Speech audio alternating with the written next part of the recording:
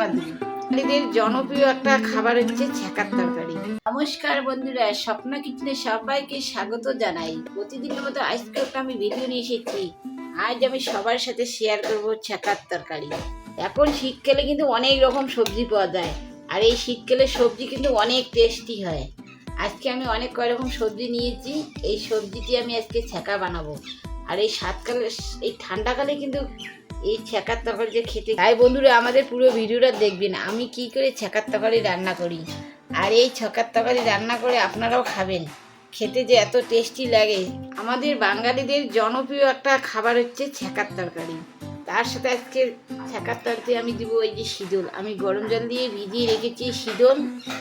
আর নিয়েছি কবি, কয়েকটা পাতা নিয়েছি, দুটো মূলো নিয়েছি, আর নিয়েছি ছিম নিয়েছি কয়েকটা, ছোট ছোট ছিমগুলো নিয়েছি, আর নিয়েছি আলু। আর এই সবজিটা রান্না করতে কিন্তু আমাদের তেল লাগবে না, আমি তেল ছাড়াই সবজিটা রান্না করব। আপনারা পুরো ভিডিওটা না দেখলে কিন্তু বুঝতে পারবেন না কী করে আমি রান্না করি, আপনারা দেখতে থাকুন। আমি উনুনটা দাঁড়িয়ে দিয়েছি, কড়াটা বসে দিয়েছি, কড়ার মধ্যে দিয়ে দেবো জল, জলের মধ্যে দিব এই সোটা। ছ্যাঁকার তরকারি রান্না করার কিন্তু মেন মূল হচ্ছে এই সোটা। এই সোটা আমি দিব, যদি পরে লাগে আরেকটু দিব, না লাগলে আর দিব না, ওটাও দেখাবো। আমি এক এক করে সব সবজি ছেড়ে দেবো। এখন আমি কবি পাতাটা দিয়ে দিব, এই ছিমেটা দিয়ে দিব, কুমড়োটা দিয়ে দিব, আলুটা দিয়ে দিব। এখন সবজিটা একটু ঘাটবো, ঘাটাঘাটি করে নিচ উপর করে দিব। 2 মিনিটের জন্য আমরা ঢাকা দিয়ে রাখবো। আমার সবজিটা এখন একটু কমিয়ে এসেছে, আমি এখন লবণ দিব।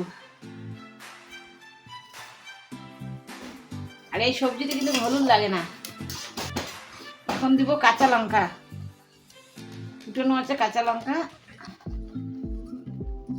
আর দিয়ে দিব একটু রসুন। আমি এখানে একটা আর অর্ধেকটা রসুন নিয়েছি, থিতো করে দিয়েছি, থিতো করে নিয়েছি। সবগুলোকে মিশাবো, একটু ঘাটাঘাটি করে দিয়ে আবার একটু ঢাকনা দিয়ে রাখবো। এদিকে আমি কয়টা শুকনো লঙ্কা নিয়েছি, আর কয়টা নিয়েছি গোলমরিচ, একটু বেটে নেবো শিলবেটনাতে। আমি যে শীতলটা গরম জলে ভিজিয়ে রেখেছিলাম, এখন এই শীতলটা দিয়ে দেবো।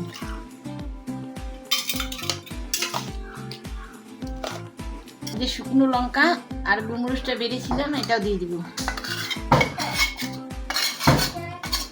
ঢাকনা দিয়ে রেখে দেবো। আমার সবজিটা হয়ে এসেছে, এখনো পুরোপুরি হয়নি, আরও একটু হবে। একটু ভাতে মার দিব। ছ্যাঁকাতে কিন্তু এই ভাতে মারটা না দিলে কিন্তু ভালো হয় না, অল্প করে ভাতে মার দিব, একটু ঢাকনা দিয়ে রাখবো। আমার সবজিটা একদম হয়ে এসেছে। আমার মনে হচ্ছে একটু সোটা কম হয়েছে, কিন্তু একটু সোটা হলে ছ্যাঁকার তরকারি একটু লাল লাল হয়, তো একটু লাল লাল কম বুঝে যাচ্ছে, তাই আমি অল্পটুকু আর সোটা দিব। আগে এর থেকে একটু বেশি দিয়েছিলাম, এখন অল্পটুকু দিব, দিয়ে একটু ঘাটাঘাটি করে দিব। এখন আমাদের ছ্যাঁকা দিয়ে একটু সবজিটা লাল লাল হয়ে গেছিল, আর অল্পটুকু দিব। আমার এই ছ্যাঁকার তরকারিটা হয়ে গেছে, এখন আমি নামিয়ে নিব। ছ্যাঁকার তরকারি গরম ভাতে একদম জমে যাবে। আমাদের ছ্যাঁকার তরকারিটা একদম রেডি হয়ে এসেছে। আর আমাদের আজকে ছ্যাঁকার তরকারি রেসিপিটা যদি আপনাদেরকে ভালো লেগে থাকে, আমাদের চ্যানেলটাকে সাবস্ক্রাইব করবেন, আমাদের পাশে থাকবেন, আর লাইক করবেন, শেয়ার করবেন। এখানে আমার ভিডিওটা শেষ।